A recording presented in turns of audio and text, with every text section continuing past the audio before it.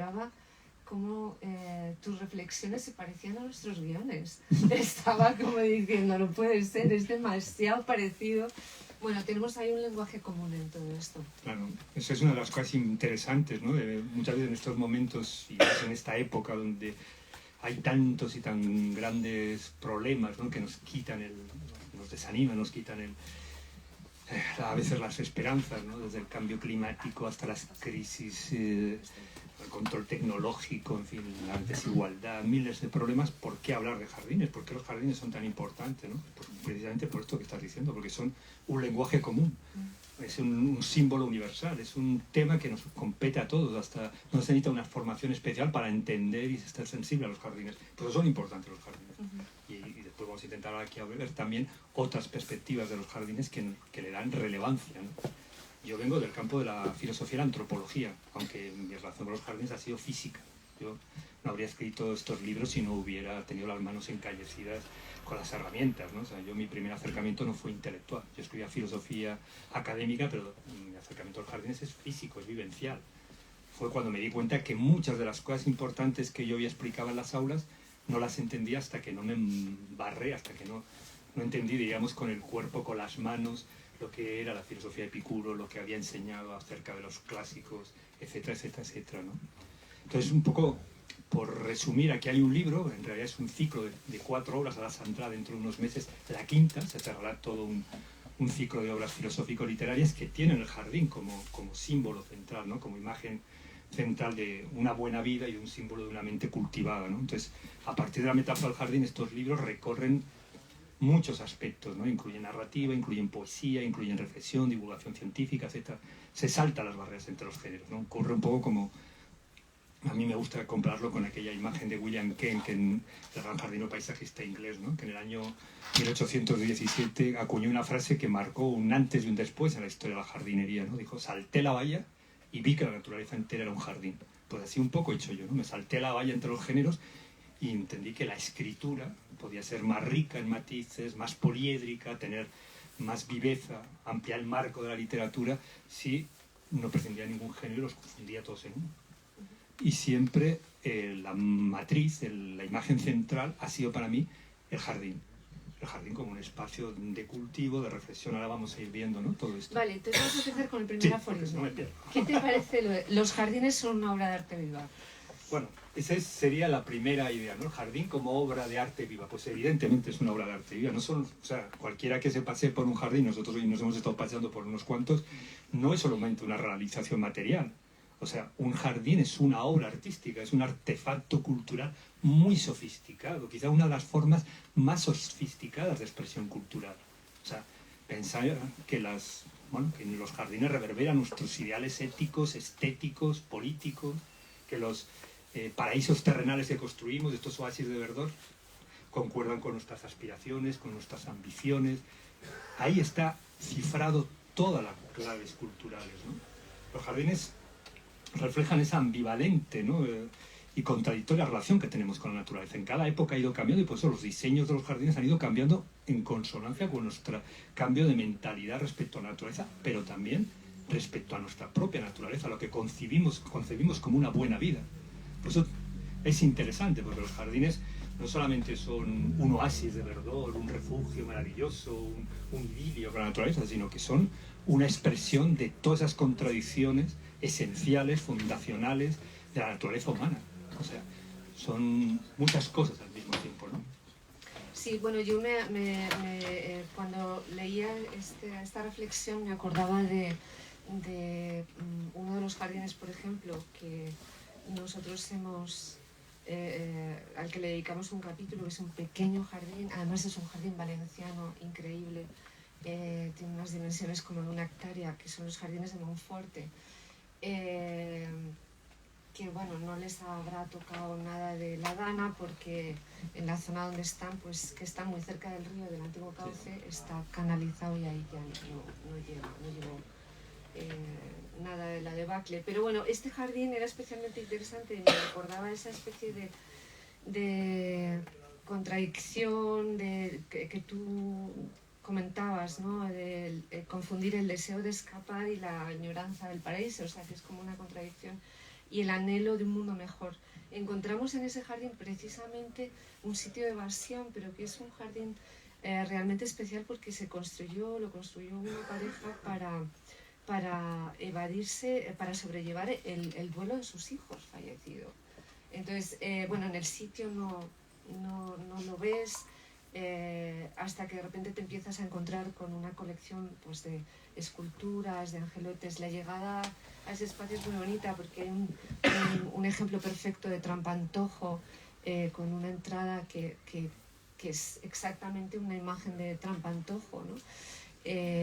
Como un engaño a la vista, y eso ya te va dando pie a identificar y a descifrar claves del jardín. Y luego es un jardín que está lleno de elementos y bueno, en el fondo pues esconde un montón de elementos que eran entretenimientos al fin y al cabo para esta pareja que se quería evadir de alguna manera del dolor. Sí, eso es una clave de los jardines muy curiosa. O sea, muchísimos jardines se han hecho por amor y por desamor, ¿no? O sea, el dolor por la pérdida de un ser querido o por la añoranza o por la idealización forma parte esencial de los jardines. Casi todos los jardines encierran grandes historias de amor, de una manera o de otra. Eso es una de las claves, ¿no? Y creo que también tiene que ver con esto, ¿no? Que es un refugio de la realidad de este mundo a veces que nos oprime y al mismo tiempo pues también una manera de soñar un mundo mejor, ¿no?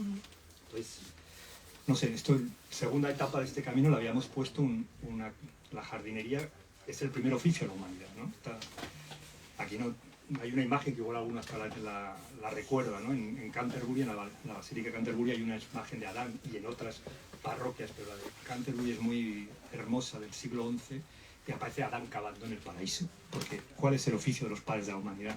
Pues según los mitos fundacionales de esta parte del mundo, pues la jardinería es el primer oficio de la humanidad. Los seres humanos en el jardín del Edén debemos pensar que se ocupaban un poco de cuidar de las plantas mientras se ocupaban de ellos, ¿no? Bueno, pues más allá de las ironías es por qué los seres humanos a lo largo de la historia han sentido la necesidad de construir jardines. Allá donde vamos, en cualquier lugar, culturalmente, los seres humanos han construido jardines en todos los rincones del planeta. En Oriente, en Occidente, en el Norte, en el Sur. Hay muchas posibles respuestas a esta pregunta, ¿no? Pero la más sencilla, que no la más elemental, o la más elemental, que no la más simple, diríamos, es que los jardines proporcionan bienestar. Pues vemos también que igual proporcionan también bien ser, pero bienestar proporciona, ¿no? Entonces, estas contradicciones que nos acongojan, que nos angustian, entre nuestra condición mortal y nuestras ansias de eternidad, entre el deseo de orden y el temor al caos, entre las pulsiones instintivas y al mismo tiempo pues nuestra necesidad de tener un mundo ordenado, pues estas contradicciones las resolvemos muchas veces a través del jardín, ¿no? O sea, es decir, el jardín, una manera de verlo, es como una combinación de arte y naturaleza para crear belleza, ¿no? Que al final, como decía Stendhal, un gran escritor francés, pues es una promesa de felicidad, ¿no? Por eso los jardines nos acogen, nos dan bienestar, nos dan felicidad. Esta quizás sería la primera pulsión, ¿no? De los jardines. Esto diríamos desde un punto de vista psicológico, podemos ir a la antropología, podemos decir, bueno, los jardines cuando surgen, ¿no? Entonces lo estábamos hablando hoy, esta mañana, ¿no? Es decir, contrariamente a lo que la gente piensa, desde el punto de vista de la antropología, los jardines surgen con la ciudad. O sea, la revolución neolítica, la revolución agraria, cuando los seres humanos en diferentes lugares del planeta, entre 5.000 y 10.000 años de antigüedad, empezaron a cultivar los crecientes fértiles, las zonas fértiles de las orillas de los ríos, de los deltas, o de las orillas de los lagos de Mesoamérica, allá empieza la civilización, empiezan las primeras ciudades-estado. Y junto al comienzo de la historia, junto al comienzo de la ganadería, la agricultura, la organización del trabajo, la división del trabajo, surgen los jardines. Los jardines son un invento de la ciudad. Un caso muy llamativo, que a mí me gusta reivindicar, porque es mérito también de un investigador español, Galán, José Manuel Galán, que es un investigador del CSIC, que creo que esto era en el año 2017 por ahí, en unas excavaciones, una expedición del CSIC en Luxor, en la antigua Tebas, descubrieron lo que parece ser, o por hoy, son los restos arqueológicos más antiguos de un jardín. Hace unos 4.000 años, en la entrada de uno de los templos, encontraron una rejilla de 2 por 3 metros, dividida pues como esto, ¿no? Como estas baldosas, pero de un poquito mayor, de unos 30 centímetros. Los estudios etnobotánicos dieron como resultado que ahí había plantas aromáticas y plantas de flor, y que ese mismo jardín estaba reproducido en los muros de muchos templos y tumbas. Entonces, no sabemos muy bien qué función cumplía, pero sabemos que hace 4.000 años ya la cultura del jardín estaba muy desarrollada. Entonces, esos son los primeros vestigios, testimonios que tenemos de un jardín histórico. Prácticamente con la revolución neolítica empieza el jardín. Podríamos especular si porque aquellas personas, antepasados nuestros, ya habían roto la alianza con la naturaleza, ya se habían alejado de la naturaleza y sentían el deseo de traerla a su mundo, como se cuenta de los jardines colgantes, de los pensiles de Babilonia, ¿no? Que según la leyenda fue el emperador que, para agraciarse con su emperatriz Semiramis, le construyó aquellos jardines colgantes reproduciendo la naturaleza en la que ella había crecido. En fin, lo cierto es que en las primeras ciudades-estado aparecen los primeros jardines, ¿no? Bueno, a mí este debate que planteas me recordaba más adelante en la historia, llevado al arte, ¿qué fue antes? ¿Fueron los pintores paisajistas o el paisajismo como arquitectura paisajista, como oficio de jardinero, ¿no? de diseñador de jardines? Claro, contrariamente a lo que pensamos, muchas veces contrafáctico, contraintuitivo las cosas, ¿no? Pensamos, no, o sea, primero el paisaje, no. Primero fue la pintura. Sí. O sea, el jardín paisajista emuló a la pintura de paisajes, ¿no? Entonces, muchas veces los jardines han sido cuadros en 3 dimensiones, recreaciones pictóricas, han sido un artefacto cultural, como hemos dicho, muy sofisticado, que tenía la pintura de paisajes, ha servido de base inspiracional para los jardines, que tienen mucho de pintura, de representación, pero también de otros elementos, ¿no? Entonces, esto es curioso y también a veces simplificamos mucho la cultura del jardín, y yo me he dedicado un poco a reivindicar todos estos ámbitos, ¿no? Todos estos aspectos, ¿no? En la tercera etapa del camino pusimos un aforismo que está en muchas lenguas y que, para mí, quinta esencia la sabiduría jardinera, ¿no? Y que después vamos a ver qué dimensión tiene eso, que es la cerca hacia el jardín. O sea, el jardín es un término que, por decirlo sencillamente, es un trozo de naturaleza delimitado, acotado, vallado. Podemos poner con barreras físicas, pueden ser estacas de madera, pueden ser piedras, pueden ser marcas simbólicas, pueden ser vallas metálicas, de 1000 maneras, pero es un trozo de naturaleza acotado, vallado, acordonado para disfrute y solaz humano. Y eso es lo que encierra la etimología de la palabra jardín, ¿no? Sí, la palabra jardín va a entrar, si no me equivoco, pues Coromines, ¿no? En el siglo XV, que toma el término del fráncico, del jardin, y lo introduce en la lengua española, pero en todas, vamos a extendernos en las etimologías, pero todas las etimologías indoeuropeas, en las lenguas indoeuropeas, yard en inglés o gard en inglés, encierra la idea de espacio cerrado, acordonado, delimitado. ¿Por qué? Porque la idea de jardín va asociada a clausura, cerramiento, delimitación, ¿vale? Y esto después veremos el salto que puede significar ver el planeta como un jardín, ¿no? Sí, pues eso, ver el planeta como un jardín.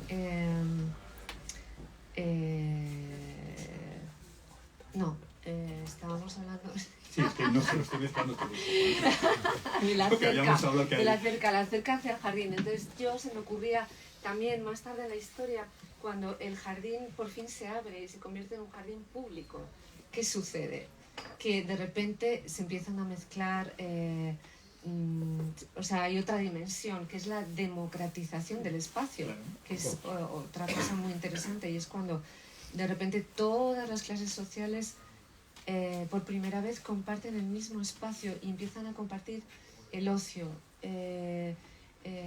no solo la necesidad de respirar un oxígeno, ¿no? Que es como consecuencia también de la revolución industrial, tener el aire, oxígeno y aire limpio para respirar y para estar sanos, sino que, bueno, todo eso lleva compartir el ocio, compartir conciertos de música, compartir paseos, compartir pistas de patinaje, y eso es algo nuevo. Y ahí la cerca del jardín es como que se diluye, ¿no? y toma otra dimensión totalmente distinta. Claro, es que está la cuestión de, o sea, los jardines públicos se convierten en un espacio de democratización, donde se encuentran las clases sociales, donde se mezclan, donde la expresión de pulmón verde, pulmón urbano, si no recuerdo mal, creo que es John Loudon el primero que en un artículo habla de esto, ¿no? De los jardines públicos como pulmones verdes, ¿no? De las grandes ciudades, de las grandes metrópolis, de Londres, después lo sean de las otras grandes ciudades europeas. Tiene esa función de mejorar la calidad del aire de las primeras ya populosas grandes ciudades, pero al mismo tiempo esa visión higienista se mezcla con la visión democrática, de combinar las clases sociales, de dar solaz y reposo a los trabajadores, etc., ¿no? Y esto nos llevaría a otro de los hitos, ¿no? De este camino, de este itinerario cultural, ¿no? Que estamos haciendo, ¿no? O sea, nosotros construimos los jardines, pero los jardines nos construyen a nosotros. A mí me gusta mucho contar la historia del jardín, si se puede contar así a vuela pluma rápidamente, como una visión teleférica, ¿no? Sería como una caja cerrada que contiene lo más precioso y que va perdiendo poco a poco cada una de sus paredes, ¿no? Esa caja de luz que decía Fernando Caruncho, uno de nuestros más eminentes jardineros, ¿no? Que definía el jardín como una caja de luz, o como Oteiza, ¿no? El gran escultor vasco, que decía que una caja metafísica, porque en esa caja de luz, en la caja metafísica, la historia del jardín es la pérdida de esas paredes y la apertura hacia el mundo. Y quizá en paralelo con eso es la otra caja metafísica, que es nuestra propia cabeza, nuestro cosmovisiones del tamaño de nuestro jardín. En cada época el jardín ha sido del tamaño. Para que entendáis esto, para el Hortus Conclusus, el jardín palaciego de la Edad Media, era una caja cerrada al mundo exterior. El mundo exterior era amenazante, estaba abierto a las promesas celestiales, encerraba unos fragmentos del paraíso prometido, del paraíso o del jardín terrenal, pero estaba cerrada al mundo. En la revolución que va a suponer las primeras villas medicias en el Renacimiento es que una de esas paredes de esa caja cae y el jardín se abre al horizonte, conquista el horizonte.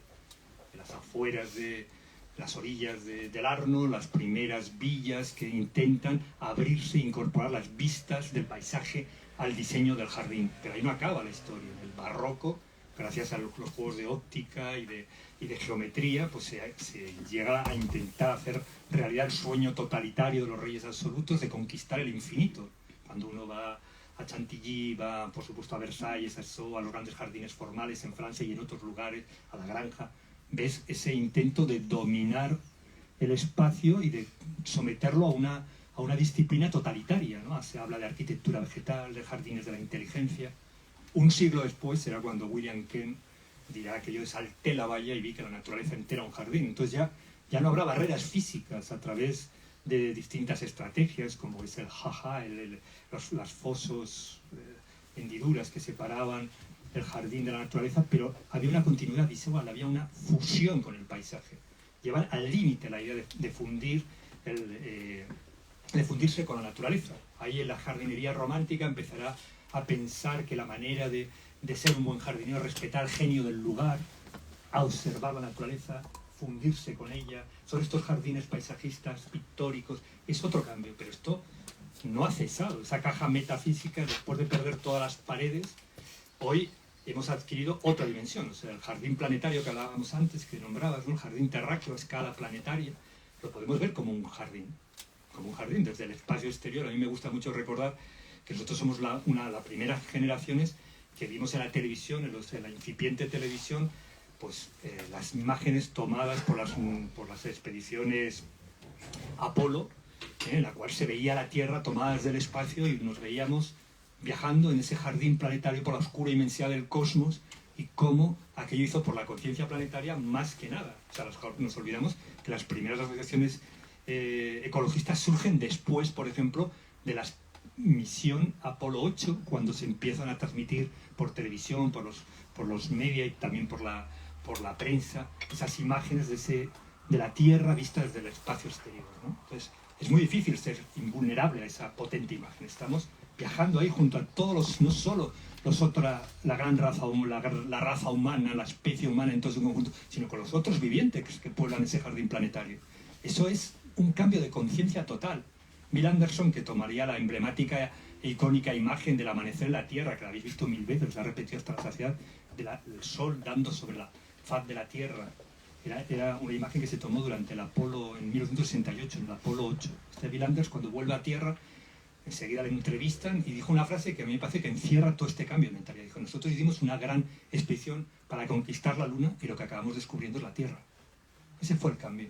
Claro. Y eso comenzó una nueva época con eso. Y esa imagen a mí me da mucha nostalgia, esa imagen tan bonita de la Tierra desde la Luna, ¿no?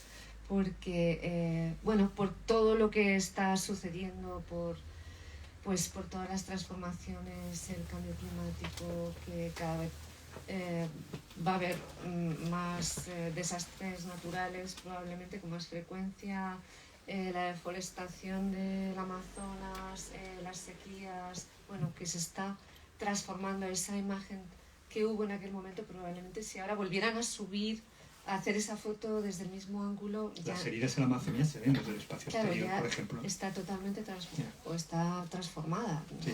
No va a ser nunca más. Ese pulmón de la humanidad está bastante gangrenado ya. Claro, claro. Entonces perderemos estamos perdiendo los jardines perimetrales y los jardines y los hortus conclusus y el jardín no perimetral, o sea, el conjunto de la naturaleza. Claro, es que como decía el Cantar de los Cantares, la Tierra es hortus conclusus. Tenemos una valla, nos gusta, ¿no?, que se llama biosfera. Total. Tenemos unos límites biofísicos y los estamos vulnerando. Estamos gastando más recursos, más medios de los que la Tierra puede regenerar. Si se pudiera resumir todo el pensamiento verde, ecologistas, seáis más o menos creyentes en todo esto, la idea central es que estamos vulnerando los límites biofísicos del planeta. Y ese es el principio central de la ecología moderna. O sea, entonces estamos llevando demasiado lejos.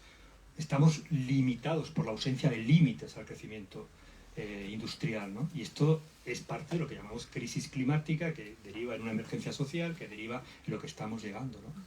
Y todos esos proyectos tipos de Elon Musk, que ahora está tan de moda, ¿no?, de colonizar, de cosmojardinería, esto que ha marcado un pensamiento así, ¿no?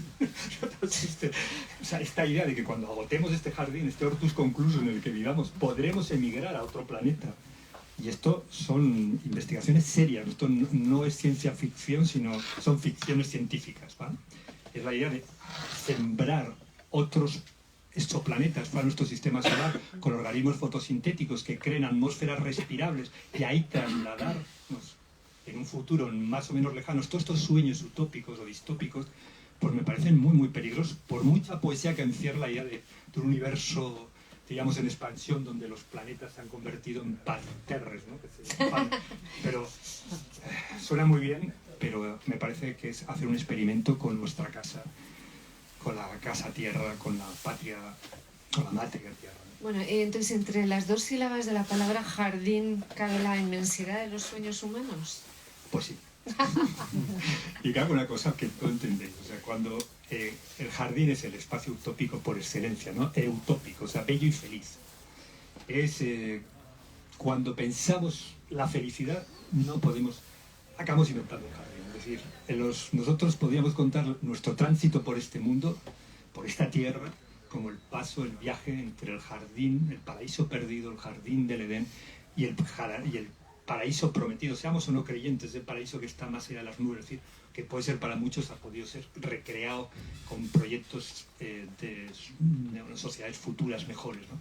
Pero necesitamos las plantas para visualizar una buena vida. No podemos imaginar la plenitud sin el verdor de las plantas. Sí, al final engalanamos con árboles, con flores, con plantas nuestros sueños de perfección social, y esto ha sido una constante, y no solo en el mundo occidental. Esto es una constante antropológica. Bueno, a nosotros nos pasó, por ejemplo, la emisión de la primera temporada de la serie de Jardines con Historia se produjo, Arturo, ¿te acuerdas? Ahí tenéis a nuestro querido narrador de la primera temporada. Se produjo en uno, o sea, estuvo el confinamiento duro, luego hubo como otro confinamiento en otoño y luego uno en Navidad o a principio de año, del 2021. Y ahí se empezó a emitir la serie y la gente estaba como agradecida, era como una evasión, una ventana al exterior.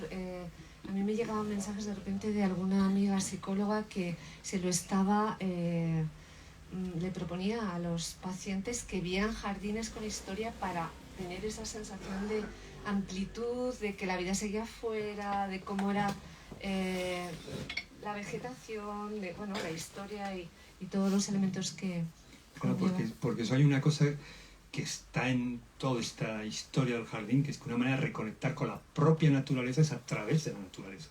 Entonces esto es un poco la siguiente etapa que hemos puesto, ¿no? Salir al jardín invita a entrar en uno mismo, ¿no? Porque esta es una dimensión del jardín que también atraviesa la historia del jardín, ¿no? El jardín contemplativo, esta dimensión es, digamos, meditativa, contemplativa, reflexiva, ¿no? Del jardín. O sea, los jardines están asociados en la mente de las personas, así libremente, a vivencias pues, como el reposo, el refugio, la serenidad, la calma, la paz. Es decir, todos ellos ingredientes de la receta, si es que existe tal, de la buena vida, del bienestar y del bien ser, que decíamos. Es decir, se puede ver los jardines, lo que Epicuro decía de la filosofía, ¿no? Contribuye a la salud del cuerpo y del alma, ¿no? O sea, al final cultivar es una forma de cultivarse. Cuidar de las plantas de nuestro huerto, de nuestro jardín, de nuestras macetas, es una forma de cuidarse. Es decir, esta dimensión digamos, espiritual o del jardín interior, de cómo entrar a través del cuidado de otro ser vivo, que es una planta, nos permite reconectar con nuestra propia naturaleza. Este era parte de la idea que yo tenía cuando escribí Jardinosofía. Para mí ese era el verdadero significado de Jardinosofía. La mejor manera de contribuir a la salud anímica, ¿no? Era pues seguir el consejo del filósofo Voltaire, que en uno de sus cuentos filosóficos más maravillosos del Cándido decía, al final Pangloss, el protagonista, le dice, cultiva tu propio huerto, ¿no? Cultiva tu propio jardín. Físico y metafísico, literal y metafórico. O sea, cultívate y cultiva, ¿no? Es decir, es una manera de reencontrarse con el que somos, ¿no? Sí, bueno, nosotros, por ejemplo, encontramos a una persona maravillosa, un jardinero filósofo en el Pazo de Oca, Manuel Conde, que nos dejó a todos con sus reflexiones, nos dejó boquiabiertos, porque hay algo que hace a la persona que está cerca de los procesos de la vida, que le hace tomar una dimensión mucho más trascendental sobre los seres vivientes, ¿no? Y sobre el tiempo. Por ejemplo, me ha apuntado aquí, Manuel nos dijo algo así como en el jardín escuchas la naturaleza, los pájaros y el agua y se crea un ambiente que te hacen sentir vivo y puedes soñar. O por ejemplo, el tiempo se paró en el jardín cuando empezaron a construirlo. O sea, cosas de ese tipo que te quedas como tiene una dimensión detrás, todo ese trabajo, esa labor. Bueno, aquí hay personas muy jardineras que lo saben muy bien y bueno, pues a mí, Sonia, no me cabe ninguna duda que cualquier persona tenga o no tenga formación. Yo algunos de los pensamientos más sabios que he oído a personas sin ninguna formación académica, pero que han pensado con las manos, han cultivado, han hecho ese trabajo profundamente filosófico de cuidar de otro ser vivo. No nos olvidemos que al final la tarea de la jardinería no es... El argumento no son las plantas, contrariamente a lo que pensamos, sino no, que es el cuidado y la belleza. O sea, que uno acaba amando todo lo que cuida, entonces. Sin duda, sin duda. Y imaginar cómo resuena esto en esta crisis climática, ¿no? O sea, podríamos decir que es una crisis jardinera, que la manera de relacionarnos con el planeta, si fuéramos jardineros y cuidáramos de ese jardín planetario, quizás sería la manera de enfrentarnos a esta crisis ecosocial de otra manera, ¿no? Pensar que al final uno acaba amando todo lo que cuida y solamente está dispuesto a sacrificarse por lo que ama, ¿vale? Entonces, esta transición que muchas veces estamos hablando, una transición de una sociedad de los hidrocarburos, una civilización de los hidrocarburos, hacia otra de la inteligencia ecológica, eso conlleva una serie de sacrificios necesarios, de renuncias inevitables, y eso normalmente se puede hacer por amor, no nos gusta, ¿no? O sea, tenemos que crear las condiciones para que esos sacrificios se vivan con gozo, y esto es tarea, me parece a mí, del arte, de la literatura, del pensamiento, de las artes plásticas. Si esa es la fotosintaxis, ¿no? Sí, o sea, eso es lo que es realmente transformador, ¿no? Claro, eso es lo que va a transformar, porque podemos añadir pruebas del cambio climático, podemos seguir añadiendo argumentos convincentes de que hay que cambiar, pero esto no moviliza, porque la gente se mueve por emociones, y las emociones son la materia básica, la materia prima de las artes desde la noche de los tiempos. Entonces tenemos que acudir a esa... Es una de las utilidades de lo inútil, ¿no? Que sea un el cuidado también implica, es una disciplina, ¿no? Sin duda, claro. Es que amamos lo que cuidamos y solamente nos sacrificamos por lo que amamos. Pero a la vez cultivas otros valores, ¿no? Claro, a mí me gusta recordar una cosa. Siempre pensamos que bueno, se ha dicho que la jardinería es un arte de disciplinar la naturaleza, para disfrute humano, para soledad humano, pero en realidad no. El verdadero contenido, el verdadero objetivo de la jardinería posiblemente sea pulir nuestro interior, sea perfeccionarnos nuestro interior, trabajarnos por dentro. O sea, hay un eco de lo que hacemos fuera dentro. El jardín interior se cultiva también trabajando el jardín exterior, ¿no? Ahí cuando uno contempla, uno piensa, bueno, contemplar la vida de uno, ¿no? Pues a nadie le gusta imaginar su vida como un erial o como una selva o como un lugar baldío, ¿no? Sino prefiere imaginarlo como un jardín, ¿no? Cultivar, algo cultivado, ¿no? Entonces, no es casual, ¿no?, que la palabra cultivar, la educación, es otra de las, o sea, educar es otra de las acepciones de cultivar, ¿no? Y entonces, con todo esto, por fin, vamos dando un sentido a nuestra existencia. Bueno, yo creo que sí. O sea, es decir, una de las cosas que tiene muchos sentidos, que para mí los jardines es uno de los últimos símbolos sagrados que quedan en un mundo secularizado, ¿no? Y quizá merece la pena traer a colación una cosa, ¿no? Porque la palabra sagrado viene del término sac, que significa recinto cerrado, un espacio para culto cerrado, delimitado, es decir, como un jardín. O sea, los jardines son santuarios. Los jardines han sido, se sea más o menos creyente, una manera de conectar con lo esencial, con lo espiritual, con la dimensión espiritual de los seres humanos. Y entonces creo que muchas personas que no son creyentes nunca se sienten una experiencia más espiritual que cerca de un jardín. Quizá nunca estemos más cerca de lo espiritual que cerca de un jardín, ¿no? A veces pienso, cuando hablabas de los jardineros filósofos, ¿no?, que es una cosa que a mí me invitó mucho a escribir Jardinosofía y Verbolatría y los otros libros, porque veía que había verdaderos pensadores, en tanto los paisajistas consagrados como la gente de a pie que hace jardinería. Pero una cosa que también he ido descubriendo con el tiempo es que muchas veces detrás de los jardineros hay místicos que no saben que lo son. O sea, porque casi todos los jardineros acaban teniendo una especie de relación animista con su creación. O sea, te contagian esa especie de sensación de trascendencia, de sentido, ¿no?, de significado. Y esto es algo también que siempre, que es lo que acabas de decir, ¿no?, del Pazo de Oca, ¿no?, de este maravilloso jardinero filósofo, ¿no?, va más allá ya diríamos, transmiten un mensaje poderoso. Están vinculados con la dimensión espiritual, ¿no?, con el ser espiritual. Pues no, yo recuerdo que encontramos en uno de los jardines que hemos rodado en Mallorca, que se llama Sa Torre Cega, es de la familia March, en Calarrayada, el paisajista que diseñó el jardín, Russell Page, pues era realmente un hombre austero, y su relación con el jardín era como la relación que tenían los monjes medievales con el jardín.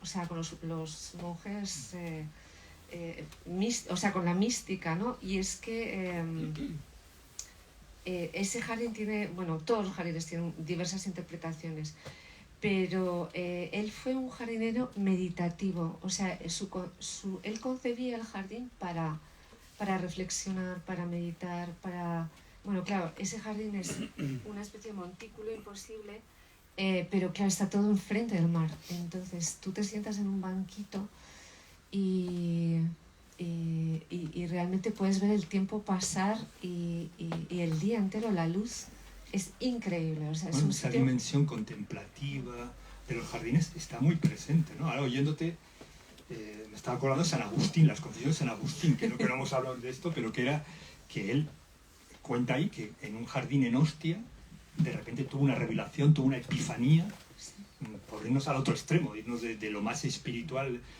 uno de los padres de la Iglesia, a irnos al ateísmo existencialista, Sartre, ¿no? Sartre en La náusea, el protagonista está en un jardín, no me acuerdo en qué jardín de París, y de repente tiene otra epifanía, en este caso existencialista, y se siente, experimenta la nada, etc. Es decir, los jardines son lugares de epifanías, de revelaciones espirituales. O sea o no creyente, hay muchísimas reflexiones, ¿no? El Buda bajo la higuera, ¿no? El árbol de Bodhi, ¿no? Donde tiene la iluminación. Es decir, las tradiciones espirituales han encontrado mucho en los espacios jardineros lugares donde tienen lugar momentos de revelación, ¿no? De iluminación, de experiencias trascendentes, ¿no?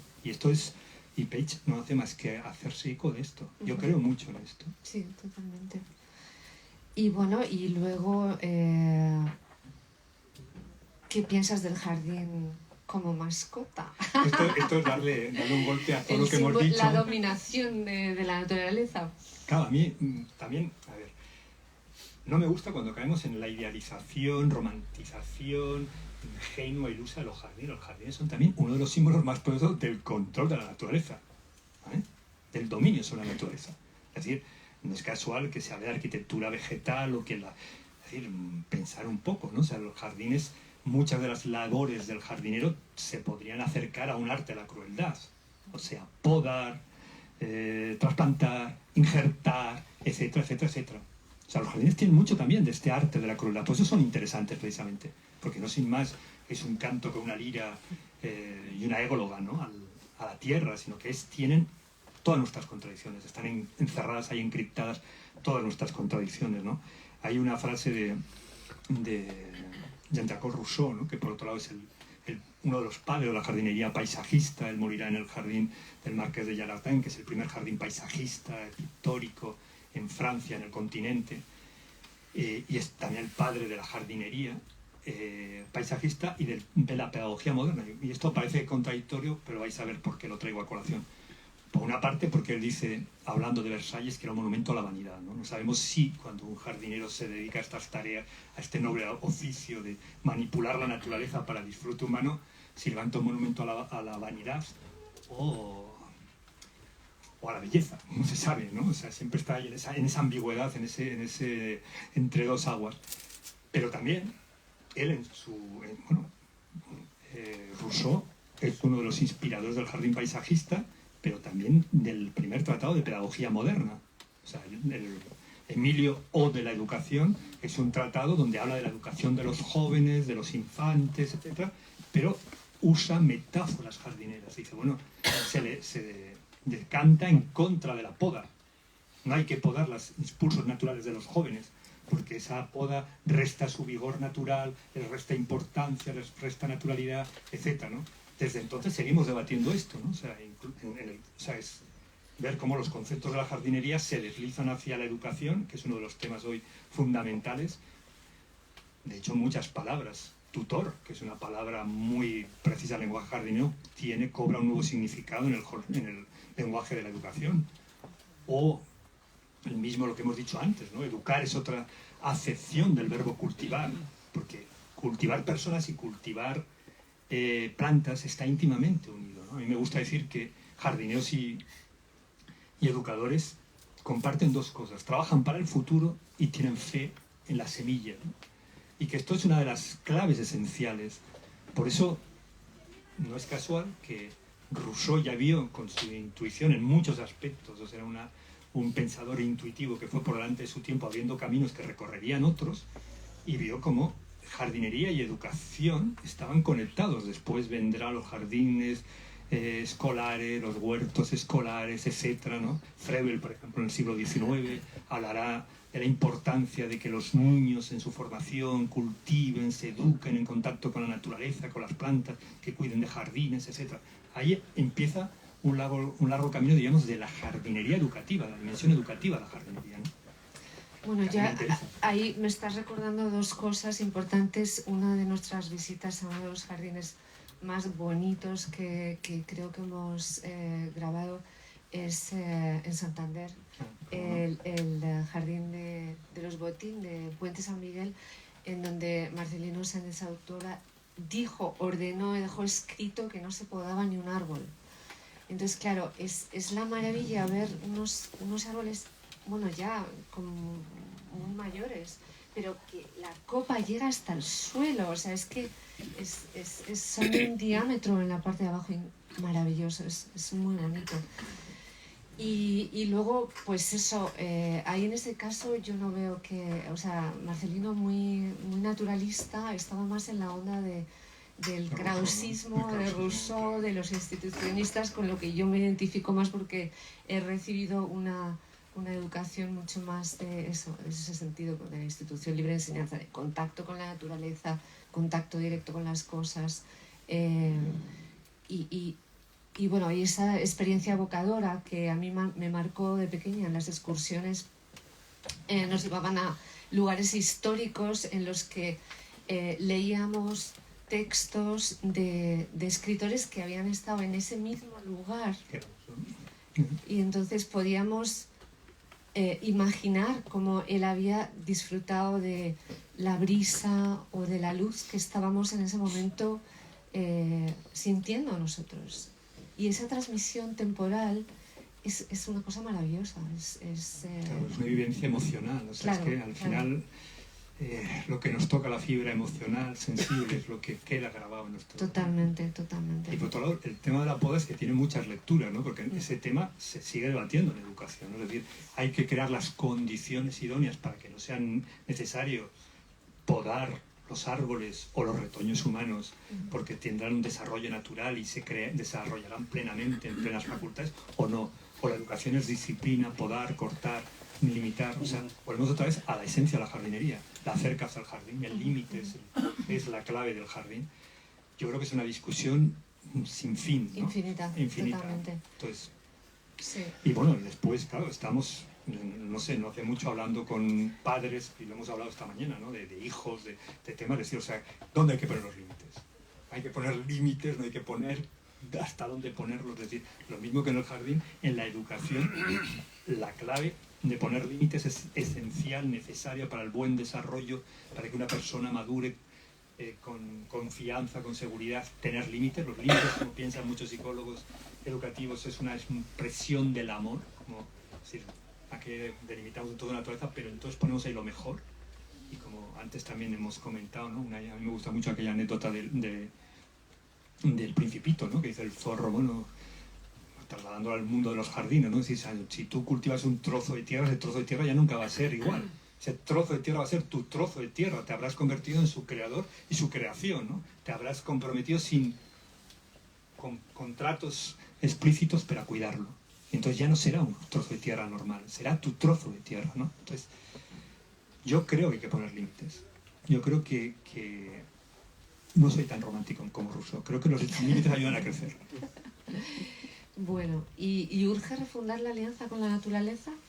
Bueno, muchos dirían que ese es el gran tema de nuestra época, el gran tema de nuestro siglo, ¿no? O sea, yo me gusta traer a colación siempre la historia, ¿no? De una de las historias más hermosas que se han ido contando los seres humanos para no perder la fe en el futuro, ¿no? Que es una cosa que ahora mismo la vemos temblar, ¿no? La fe en el futuro, y para no morir de la verdad, ¿no? Como decía Nietzsche, ¿no? Es pues la idea de la Tierra, del planeta, la idea de Gaia, ¿no? La Tierra como un organismo autosuficiente, autorregulado, un sistema de sistemas. Cuando James Lovelock, el padre de esta teoría, con Lynn Margulis, los dos grandes científicos desde la biología que crean esta visión, esto ocurre en paralelo al desarrollo de las misiones Apolo. ¿Se han podido dejar un móvil ahí? No se fijo. No sé, bueno, no sé. Bueno, la cuestión es que este biólogo concibe la Tierra como un gran sistema autorregulado, donde todos los sistemas del planeta, la vida entera, todas las formas de vida, todos los vivientes están interconectados, ¿no? Recupera una vieja idea que estaba ya en la mitología, ¿no? La idea del alma del mundo, de la que habla Platón, de la que habla la tradición medieval, filosófica, pero le da una cobertura y una credibilidad científica, ¿no? Con Lynn Margulis, que es una de las grandes científicas de este siglo XX, ¿no? Entonces, toda esta teoría de Gaia, ¿no? Yo creo que nos ayuda a concebir algo que todavía es una revolución que tenemos pendiente, ¿no? Yo llamaría un cambio de cosmovisión, de paradigma, ¿no? Hacia una visión biocéntrica, holocéntrica, ecosistémica, llamarla como queráis, ¿no? Donde la vida es el centro, nosotros no somos los amos y señores de la naturaleza, sino que somos parte del tejido de la vida y somos parte, necesitamos de la naturaleza, somos parte de esa naturaleza y tenemos una un deber ético de cuidar de la naturaleza. Entonces, entender que dependemos de ella para sobrevivir, que formamos parte de ella y dependemos de ella para sobrevivir, esto está no ha calado en la opinión pública. Muchas veces ahora mismo está en primer lugar la cumbre del clima y vemos las contradicciones, las paradojas, los absurdos. O sea, la naturaleza, el planeta va a seguir con nosotros o sin nosotros, ¿vale? Nosotros somos unos recién llegados a la fiesta de la vida. Aparecimos el otro día. O sea, el otro día, cuando hablamos que los jardines aparecen hace 5.000 años, es nada en la historia de la vida. Nada. Somos unos recién llegados y nos olvidamos que las plantas están aquí mucho antes que nosotros, que crearon las condiciones para que nosotros pudiéramos estar y que ya eran muy antiguas, muy viejas, cuando nosotros aparecemos en la vida. Y que si nosotros no gestionamos bien nuestro paso por este mundo, pues los vegetales, la flora, colonizará las ruinas de nuestra civilización. Y que esto es parte, yo no quiero ser melodramático ni caer en colapsismos terroríficos ni nada, pero esto es una realidad también. O sea, esto es una cura de humildad a la cual también estamos llamados, ¿no? Es decir, a ver, esta idea de que nosotros somos los protagonistas de la historia natural, esto es una ingenuidad absoluta y total. Y esta idea incluso que algunos ecologistas dicen, no, nosotros tenemos la tarea, la labor de salvar al mundo. Nosotros no vamos a salvar el mundo. Como mucho, el mundo seguirá rodando sin nosotros, pero nosotros o nos gestionamos bien nuestro paso por esta tierra o la vida continuará sin nosotros. Bien, entonces, bueno, vamos a superar el tiempo, no vamos a excedernos, a lo mejor Para... nuestro magnífico público quiere hacer alguna pregunta a Santiago. Sí, yo creo que ya hemos hablado más que lo que... Claro. A ver, ¿quién se anima? Ay. Yo, no, gracias. Es que entonces no se oye. ¿No? Sí. Gracias. No,